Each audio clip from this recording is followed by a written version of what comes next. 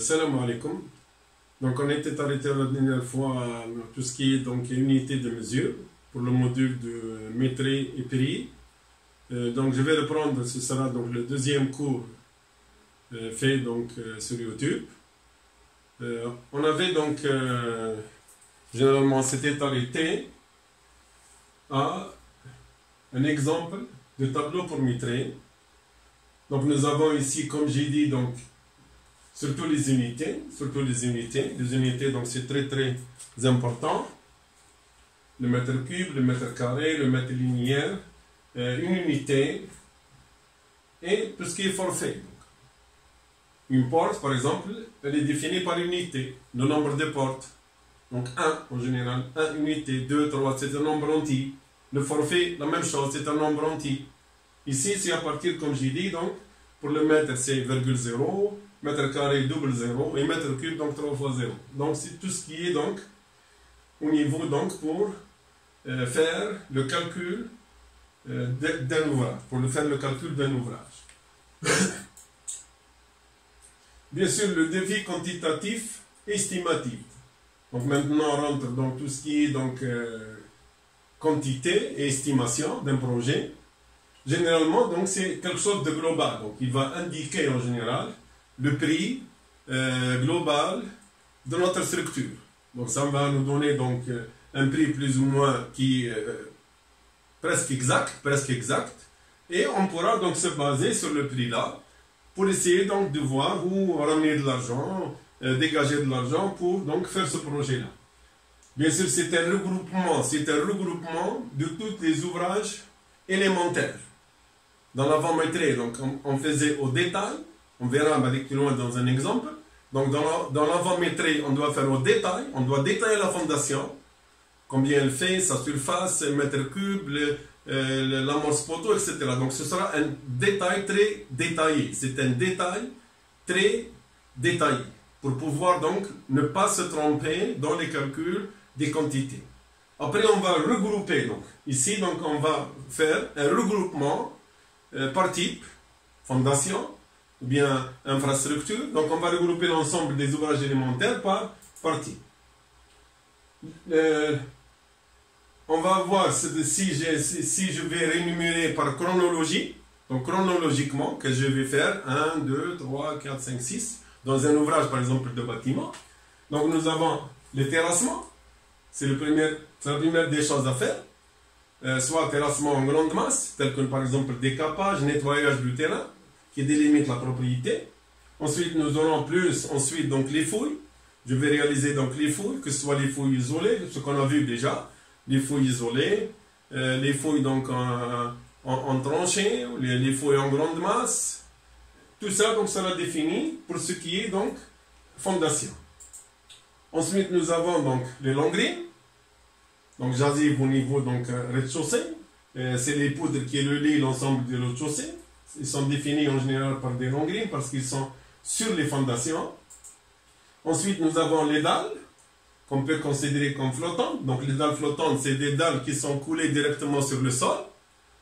Donc ne sont pas portées par leur ferraillage et par les poutres, mais elles sont directement posées sur le sol. On viendra un peu en détail concernant ces dalles-là, de quoi elles sont constituées, comment elles sont réalisées. Ensuite, vous avez donc les poteaux. Maintenant, on rentre dans un étage, le rez-de-chaussée. Nous allons avoir des poteaux. S'il y a lieu, nous allons avoir aussi des voiles qui constituent donc les éléments verticaux. Ensuite, nous avons les poutres de l'étage. Ensuite, nous avons les planchers, que ce soit en dalle pleine, que ce soit encore creux. Et bien sûr, quand je fais généralement un devis quantitatif estimatif, je ne vais pas le faire pour tout le bâtiment. Automatiquement, je vais l'obtenir à la fin. Mais en général, on le fait par étage. Il est très pratique de le faire par étage. Fondation, tout ce qui est donc infrastructure. Ensuite, vous allez avoir par exemple le rez-de-chaussée. Premier étage, deuxième étage, troisième étage, quatrième étage. Donc on peut avoir par étage. C'est très pratique. Et pour ne pas faire, comme j'ai dit, beaucoup d'erreurs au niveau des calculs. Donc on peut se baser sur quelque chose chronologiquement, étage par étage, etc. Donc ça, c'est la chronologie. C'est la numérotation des tâches à partir de 1 jusqu'à la fin. Bien sûr, ici, euh, ce que j'ai fait ici, c'est uniquement le béton. Ensuite, on aura encore d'autres choses. On aura autre chose. La maçonnerie, par exemple, les enduits, les plafonds, l'électricité, etc. Mais généralement, ça, puisque nous sommes en génie civil, généralement, on peut s'occuper uniquement tout ce qui est donc, structure, tout ce qui est structure béton armé. Parce que comme on a vidé au départ, l'ingénieur travaille avec l'architecte. Donc l'ingénieur il va s'occuper de toute l'étude du génie civil. Donc il va faire les plans, comme j'ai dit, les plans de coffrage, les plans de ferrage après étude. Et donc il peut faire le devis estimatif, quantitatif de tout ce qu'il a calculé. Ensuite il va faire passer le travail vers l'architecte. C'est l'architecte qui va donc regrouper l'ensemble des tâches. L'architecte, par exemple, a avec lui des ingénieurs électriciens qui travaillent. Il a avec lui, c'est par exemple des ingénieurs en fluide, des climatisations. Et à partir de là, donc, il va regrouper, l'architecte va faire, par exemple, tout ce qui est maçonnerie, tout ce qui est porte, tout ce qui est fenêtre, tout ce qui est revêtement de sol, tout ce qui est revêtement mural. Il va regrouper donc l'ensemble des devis, ce qui va constituer pour lui le devis global de l'ouvrage. Donc, ici, pour nous, en génie civil en général, on est spécialiste et on peut s'occuper de tout ce qui est donc devis quantitatif, tout ce qui est béton. Ça ne veut pas dire qu'on ne peut pas faire l'autre, on peut le faire, mais on est beaucoup plus généralement spécialisé dans ces devis-là. Mais on peut le faire aussi, parce que c'est très très simple, il suffit de calculer de surface ou bien des mètres linéaires, etc. Donc, pour nous, c'est très facile, parce que ça, c'est la difficulté, toute la difficulté réside donc au niveau de tout ce qui est béton. Tout ce qui est béton. Devis quantitatif, bien sûr, qu'est-ce qu'il va regrouper? Il va regrouper par phase. Il ne va pas rester par élément. Dans le devis, comme j'ai dit, dans l'avant-projet, vous avez des détails, élément par élément élémentaire, une fondation, une deuxième fondation. Bien sûr, si elle est semblable, elle sera calculée 2 fois. Mais si elle est différente, elle fera l'objet d'un calcul spécial. On le fera donc pour chaque type de fondation. C'est-à-dire chaque fondation, elle constitue un élément de cet ouvrage. Et l'ensemble des éléments vont constituer ce qu'on appelle le métré total. On va le regrouper, en général, on va le regrouper, comme vous voyez par exemple ici, on va le regrouper tout ce qui est donc terrassement, débroussaillage, désherbage, décapage de la couche végétale. Il est ici en mètres carrés. J'ai dit qu'il faut indiquer en général l'épaisseur pour ne pas rentrer en confrontation ou en conflit avec l'entreprise qui va réaliser. Définir une épaisseur moyenne. Les fouilles, on rigole, ou bien les fouilles isolées, ou bien les fouilles en tranchée, ou bien en fouilles en grande masse. Les remblais, les compactages, quand on va remblayer après. Le béton de propreté, les fondations en béton armé, y compris les amorces poteaux. On peut les amorces poteaux les faire centrer à part. Les longrines, etc. Donc ça, à peu près, c'est un devis. On voit ici qu'il n'y a pas beaucoup de gaz. Les cases ont été faites pour ce qui est donc les ouvrages élémentaires. Dans l'ouvrage élémentaire, on doit faire, comme j'ai dit, 9 cases avec toutes les dimensions. Maintenant, on fait un résumé global. À partir de l'avant-métré, on va faire le métré par phase de réalisation. Donc on va regrouper l'ensemble des fondations, l'ensemble des poteaux, l'ensemble des poutres, l'ensemble du plancher, comme j'ai dit, pour un étage bien défini. Ça, c'est tout ce qui est donc devis quantitatif regroupé par phase. Donc on passe à un regroupement par phase. Ensuite, on passe à un devis ce qu'on appelle estimatif. Donc si je vois avant, il n'y a que uniquement, il y a quoi ici? Il y a uniquement l'intitulé, c'est quoi? Désignation des ouvrages, fouille on rigole, remblai. Il y a l'unité qui est en mètres cubes, il y a la quantité, Donc généralement ici, on ne donne que, vous voyez ici, nous avons 1, 2, 3 et 4 colonnes. C'est 4 colonnes pour tout ce qui est donc devis regroupé par phase. Ensuite, on va vers le devis donc estimatif. On va estimer, comme j'ai dit, notre ouvrage à partir du devis quantitatif. On reprend les mêmes devis quantitatifs. Vous aurez 1, 2, 3, 4. La quantité, l'unité. Ensuite, on va rajouter 2 cases. Les prix unitaires. Par unité, cette unité-là, mètre carré, ou bien l'unité par mètre cube, etc. Donc, 1 mètre cube, combien ça coûte? 1 mètre carré, combien ça coûte? 1 mètre linéaire, combien ça coûte? Ensuite, vous avez le montant total Donc le montant, le coût global, c'est le produit donc, de la quantité par le prix unitaire. Ok? Par le prix unitaire. Et normalement, je dois rajouter aussi ici, par exemple dans le montant, je peux rajouter en dinars. Je peux rajouter par exemple en dinars. Combien ça coûte en dinars. Ça, c'est tout ce qui est donc devis donc quantitatif, estimatif. Donc ici, nous avons à peu près les deux. Pourquoi on fait ça? Pourquoi on fait ça? Parce que pour faire un appel d'offres, pour lancer l'appel d'offres, pour consulter les entreprises, je ne leur donne pas le montant que j'ai mis. Je leur donne quelque chose de vierge. Ils doivent eux proposer des prix. Ils doivent eux proposer des prix. Ça c'est pour vous. Ça c'est pour vous en tant que maître d'ouvrage. Vous travaillez avec le maître de l'œuvre. Vous allez faire une estimation. À peu près, c'est une estimation. Vous allez poser des prix. Bien sûr, les prix, vous devez les connaître ou bien les ramener par rapport à d'autres soumissions qui ont été faites, qui sont récentes. Il ne faut pas que ce soit vous n'allez pas consulter des soumissions qui ont 10 années. Vous allez consulter des soumissions qui ont 3, 4, 5, 6 mois. Une année au grand maximum. Et vous allez donc à peu près à partir de l'estimation. Ça, c'est pour vous-même. Pour voir à peu près après les propositions par rapport à ce que vous avez estimé.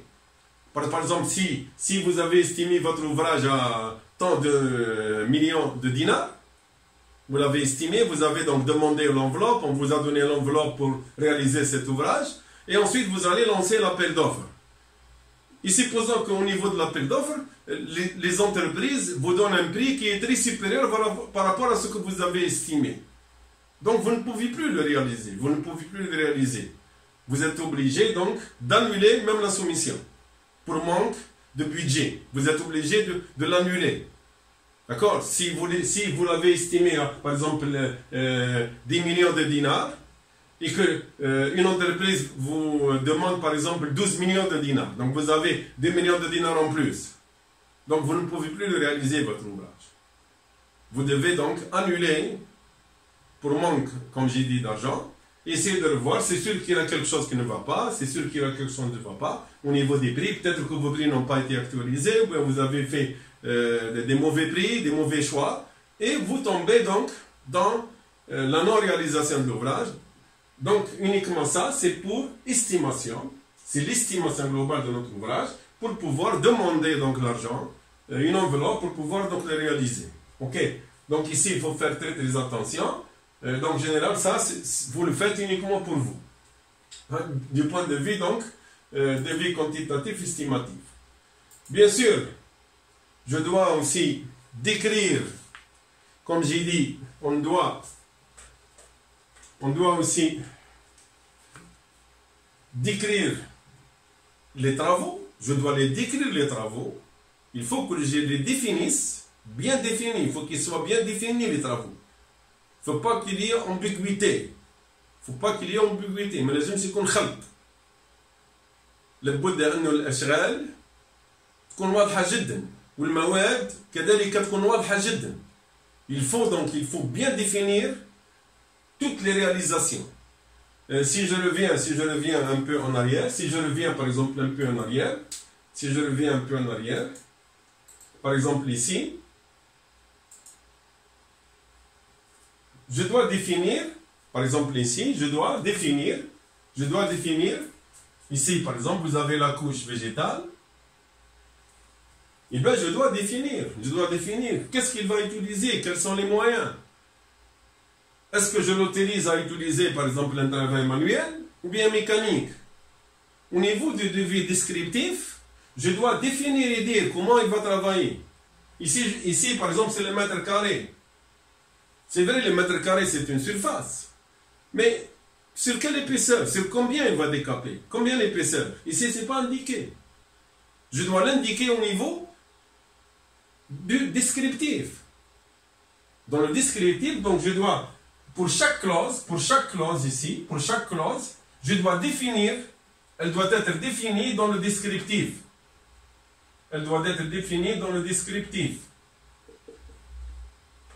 Je dois décrire ça. Je dois lui dire que le désherbage ou bien le décapage sera fait mécaniquement, c'est-à-dire il doit utiliser des engins Je ne dois pas indiquer l'engin, non, je dis mécaniquement, il peut ramener n'importe quel engin. Si je trouve que l'engin, parce qu'après, quand on va contrôler, on va utiliser le descriptif. C'est très très important le descriptif. S'il n'utilise pas les engins mécaniques, on doit l'arrêter. Ou bien revoir les prix. Ce n'est pas les mêmes prix quand on utilise des personnes et quand on utilise quelque chose de mécanique. Donc on doit le voir. Donc dans le descriptif, je dois lui indiquer la procédure à faire. Et je dois aussi, par exemple ici, qu'est-ce qui manque? Il manque l'épaisseur. Il manque l'épaisseur de... Qu'est-ce qu'il va enlever? Je dois lui dire, par exemple, je vais lui dire qu'avec une épaisseur moyenne, ou bien une épaisseur qui ne soit pas inférieure à 30 cm ou bien 40 cm, selon votre terrain. Selon votre terrain. Parce qu'il n'est pas... Parce que si je lui donne en mètre cube, il va avoir des problèmes après. Comment on va calculer ce mètre cube? Comment on va le calculer? Parce qu'il va enlever. Ça se pourrait que dans des zones, il va enlever 20 cm, dans d'autres zones, il va enlever 30 cm. Et bien là, c'est préférable de le faire en mètre carré et de lui donner une épaisseur minimum. Je vais lui dire, par exemple, le débroussage, dans tout ce qui est descriptif, je vais lui dire que le désherbage, le décapage, se fera sur une couche minimum de 40 cm. Et là, donc, j'exige qu'il sera fait sur une couche de 40 cm. Je peux lui dire 40-60 par exemple, 40-50 cm. Quand il va dépasser les 50, je vais lui payer pour. S'il ne dépasse pas, s'il est moins que 40, on va lui enlever. C'est une partie des travaux. Donc en général, au niveau descriptif, on doit donc, par exemple ici, béton de propreté. Vous voyez par exemple dans le devis, rien n'est indiqué. Rien n'est indiqué. Béton de propreté, c'est quoi? Généralement, donc, on doit le décrire toujours au niveau descriptif. Généralement, le descriptif suit la même chronologie. Vous allez avoir le descriptif 1.1, descriptif 1.2, descriptif 1.3, descriptif remblai, le compactage sera fait par exemple sur couche de 30 cm avec des moyens mécaniques, etc. etc., etc. Béton de propreté, la même chose, il doit faire l'objet d'un descriptif. Donc c'est un béton de propreté. Qu'est-ce qui manque ici en général? Il manque le dosage. Il manque le dosage. Il manque le dosage. Il manque le dosage. Ici, il est indiqué par mètre cube. Ok? On peut le mettre par mètre carré aussi. Parce que l'épaisseur, elle est connue. Généralement, elle est entre 5 à 10 cm. Donc elle est connue, l'épaisseur. On peut, pour ne pas tomber dans des problèmes au niveau de l'épaisseur, on peut le faire par mètre carré ici. On peut le faire par mètre carré. Mais il faut indiquer dosage à 150, par exemple kilogramme par mètre cube. Minimum, dosage minimum 150 par mètre cube. Avec une épaisseur, je dois le faire avec épaisseur, par exemple moyenne de 8 à 10 cm. Vous voyez, donc le descriptif est important, le descriptif. Donc, parce qu'on ne peut pas indiquer tout dans le devis quantitatif. Sinon, ça va être un cahier. Ce sera un livre après. Donc, on doit faire, à partir du devis quantitatif, le devis estimatif. Ensuite, je passe à un devis descriptif, où je dois décrire tableau 1, numéro par numéro. Je dois le décrire. Toute chose peut être décrite. Fondation en béton armé. Je la décris aussi. C'est quoi, fondation en béton armé? Je dois donc indiquer ici, qu'est-ce qui manque ici? Il manque le type de ciment utilisé, donc le ciment utilisé. Il manque le dosage. Il manque la résistance aussi. Je dois lui indiquer quelle est la résistance.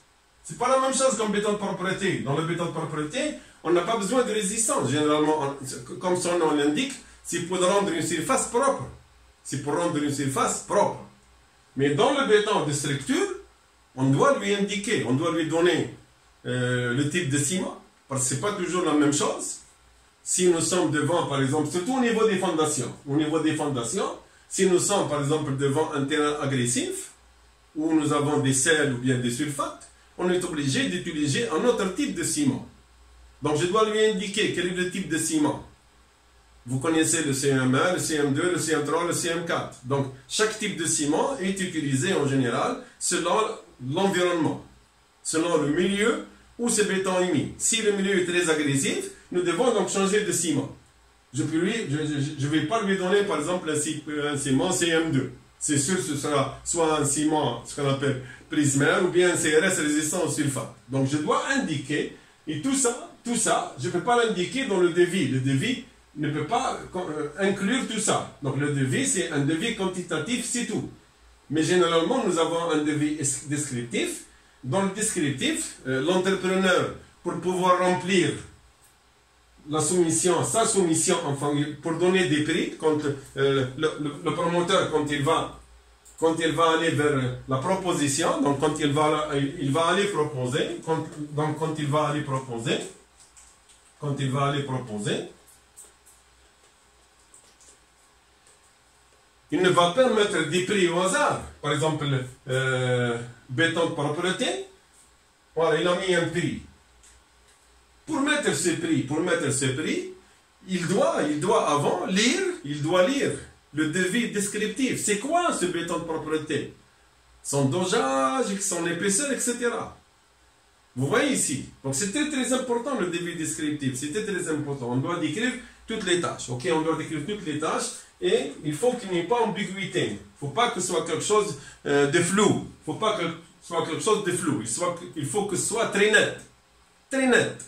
Pour qu'il n'y ait pas ensuite un conflit. Pour ne pas arrêter le projet et ensuite aller en justice, etc. Donc il faut que votre devis descriptif soit très net pour que tout le monde puisse comprendre comment on doit travailler. Donc en général, il est fait par l'architecte ou l'ingénieur. En général, chacun fait sa partie.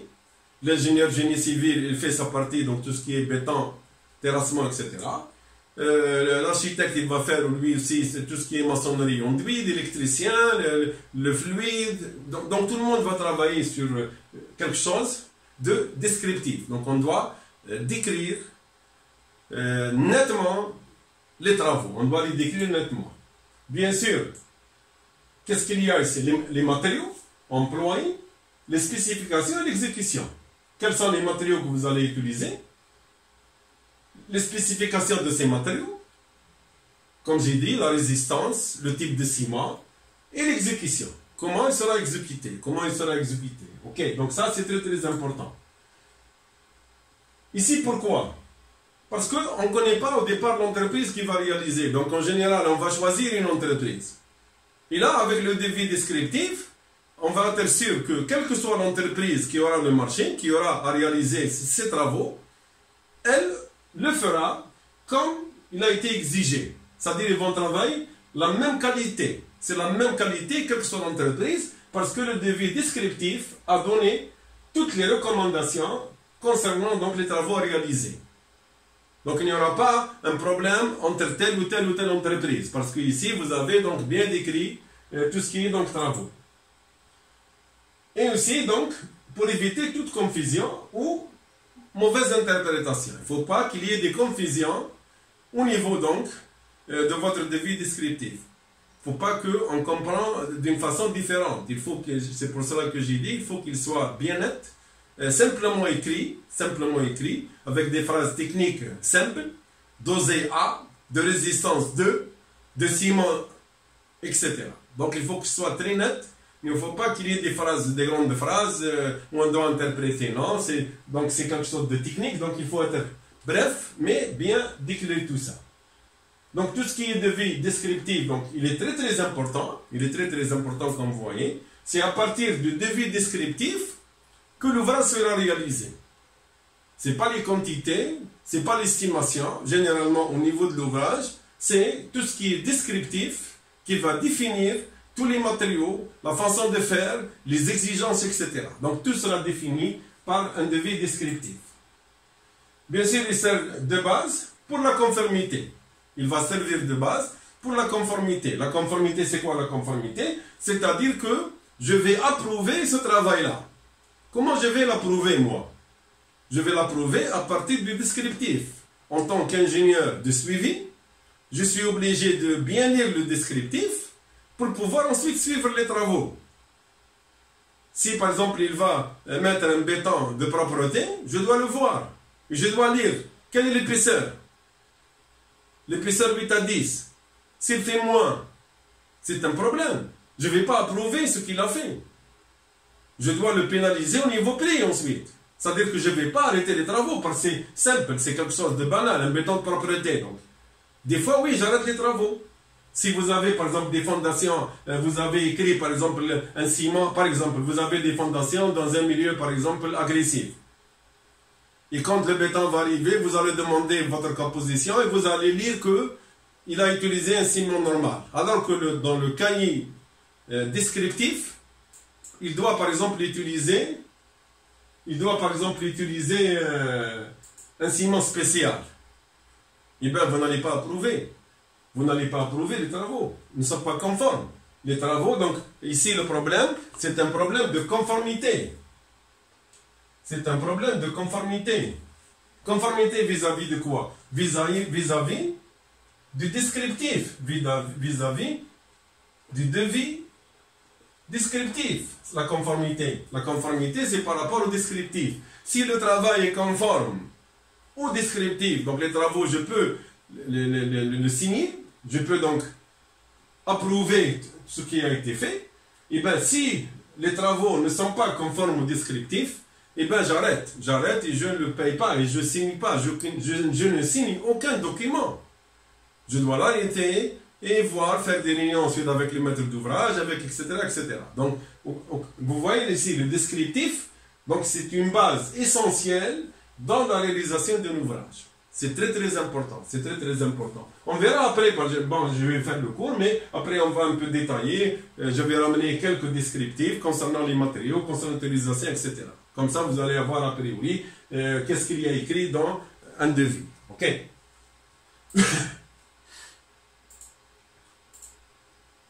Bien sûr, ici nous avons aussi tout ce qui est cahier de charge.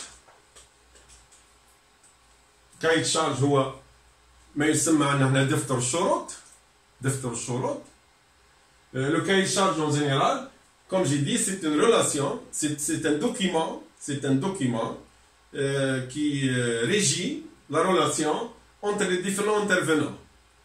دفتر الشروط هو يحدد المسؤوليات ما بين كل المتدخلين في المشروع، ما بين صاحب المشروع donc le maître de l'ouvrage، ما بين المهندس ولا l'architecte اللي هو le maître de l'œuvre et entre l'entreprise. Donc le cahier de charge en général, il parle un peu des relations entre ces trois personnes. Et aussi il définit donc tout ce qui est marché. Il y a ce qu'on appelle le code des marchés. دفتر الصفقات العمومية هو الأساس على cahier de charge ده. لأنه لازم يكون واضح.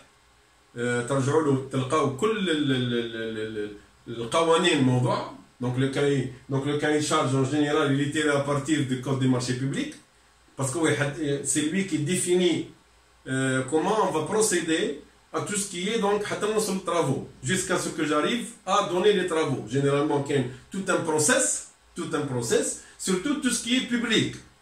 Mais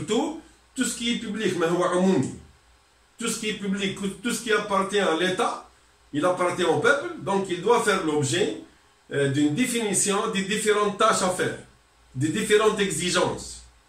شروط لازم شروط. Sinon تولي محاباة يولي واحد يمد المشروع لحبيبه يمد المشروع لنسيبه. Donc non, le cahier des charges, le code des marchés généralement définit comment on doit donner un marché. Après avoir fait le descriptif et le quantitatif et l'évaluation, je passe maintenant à une autre procédure, ce qu'on appelle généralement c'est l'exécution des projets. Et pour l'exécution des projets, il y a tout un mécanisme. On va jeter un coup d'œil, à peu près pour savoir a priori qu'est-ce qu'on doit faire. Parce qu'à ce niveau-là, en général, on peut aller en prison facilement. Ok, surtout tout ce qui est ouvrage public, on peut aller en prison facilement. السجن بكل سهولة. إبرام صفقات مخالفة للقانون.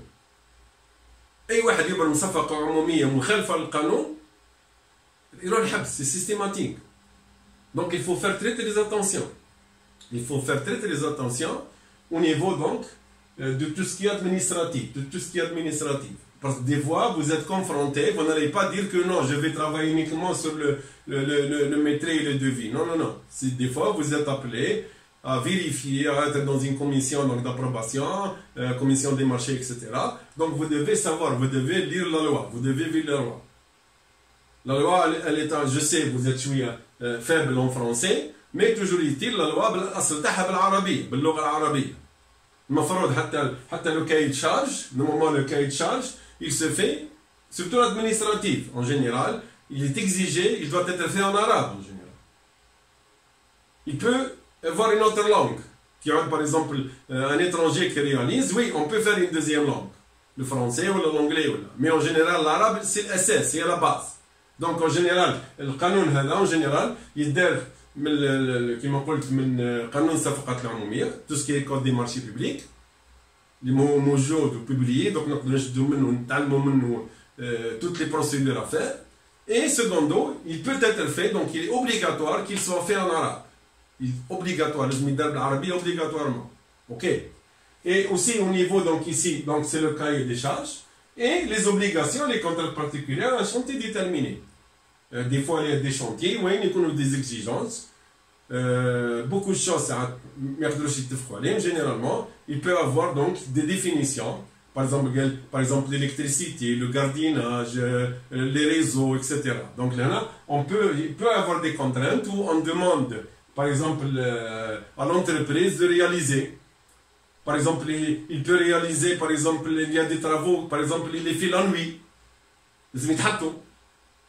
قال الاشغال هذه مثلا تدار غير في الليل لانه تعطل المسيره, تعطل الطرقات, etc. Donc, il peut avoir هنا au niveau donc du cahier des charges, c'est très très important aussi. Il doit faire l'objet donc de quelque chose bien défini, bien rédigé. Et généralement, on ne le fait pas de notre tête. Mais généralement, on doit le ramener à partir des lois existantes, à partir du cahier de charge, à partir du marché des codes publics, et à partir, bien sûr, des contraintes existantes réellement sur le chantier. Ok, ça c'est tout ce qui est donc cahier de charge administrative et technique. Tout ce qui est technique en général, aussi la même chose. Le technique, il touche donc à l'entreprise elle-même. Il définit les exigences de l'entreprise, il définit les travaux, il définit généralement, globalement comment. Généralement, cette partie-là, en général, on l'a fait à partir de ce qu'on appelle des DTR, c'est les documents techniques réglementaires. Vous avez des documents techniques réglementaires qu'on travaille avec en génie civil, c'est des documents, c'est des lois, c'est des arrêtés. En général, pour chaque travaux, vous avez un arrêté qui correspond. Par exemple, si je suis en fondation, vous avez donc toute une directive. Vous avez le DTR qui parle des règles d'exécution des fondations superficielles. Vous devez vous inspirer à partir de ce document-là pour définir les travaux. Par exemple, si vous êtes en béton armé, vous devez vous inspirer de ce qu'on appelle règles d'exécution des ouvrages en béton armé. C'est un document. On doit tirer de ce document pour la réalisation de tout ce qui est bâtiment. Si vous avez des VRD, vous allez vers des documents concernant le VRD. Ici, il y a des choses où beaucoup de gens croient que le cahier technique, c'est la même chose. C'est pas la même chose, ça dépend qu'est-ce qu'on réalise. حقيقة ساعة نحلوا par exemple un marché bâtiment ما نلقاوش فيه الباتيمون نلقاو فيه الفي ار دي. وعلاش؟ parce que les gens croient c'est copier coller. Non, c'est pas copier coller. Dans les clauses techniques, on doit parler de tout ce qu'on exécute. S'il n'y a pas de VRD, ne mettez pas de VRD. S'il y a des VRD, ben ne mettez pas des planchers. ساعات نحلوا par exemple le marché de VRD, نلقاو يحكي على les planchers تاع الباتيمون, يحكي على les poteaux, يحكي على les voiles. C'est pas normal parce que les gens copient-coller. Il peut être fait en arabe aussi. On peut le faire en arabe. Au contraire, je préfère le faire en arabe. بالعكس يولي سهل. C'est très très important tout ça. C'est très très important. Et on doit faire donc très très attention. Donc je vais arrêter ici. J'espère que vous avez compris. Comme j'ai dit, je répète encore, si vous avez des questions, donc vous me les posez au niveau des commentaires. Si vous avez des remarques, vous les faites aussi. Bien sûr, صعيبة عليا باش نقري مش نمال في القري كيما. Ok, ça a été un peu difficile. C'est maintenant que je commence à prendre la main. Ok, même là-bas, c'est très difficile de parler à une caméra. Donc c'est un peu difficile. Ok, donc si vous avez des remarques, vous me les faites. Vous voyez pas, etc. etc. Ok, donc n'ayez pas peur. Ok. Et en même temps, vous avez le code des marchés publics. حاولوا تقراوه تجدوه موجود في الانترنت. حاولوا تخرجوه بالعربيه، تقراوه بالعربيه، تعلموا شويه ما هي الصفقات العموميه وكيف تعطى الى غير ذلك. اوكي دونك سي تري امبورطون سا. اي كالكو ديتير تقدروا تجدوهم وسي دي ديتير تقراو عليهم شويه. اوكي كي vous aide donc à faire tout ce qui est donc cahier de charge administrative technique. اوكي شكرا على حسن الاصغاء. السلام عليكم.